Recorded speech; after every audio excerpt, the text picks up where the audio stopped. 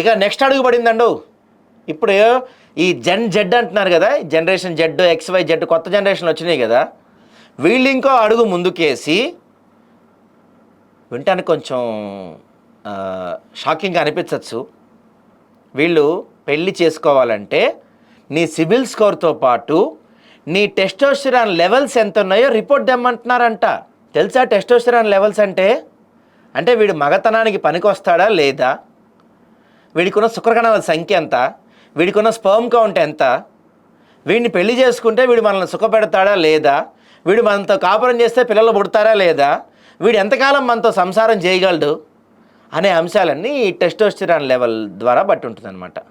సహజంగా పురుషులకి 20 years నుంచి 30 years వరకు ఒక లెవెల్స్ ఉంటాయి, 30 to 40 ఒక లెవెల్స్ ఉంటాయి, 40 to 50 ఈ టెస్టోస్టెరాన్ లెవెల్స్ ఒకలా ఉంటాయి. దాన్ని బట్టే వాడి మగతనం కావచ్చు, లేకపోతే సంసారం చేసేది కావచ్చు, పిల్లలు పుట్టేది ఆధారపడి ఉంటుంది.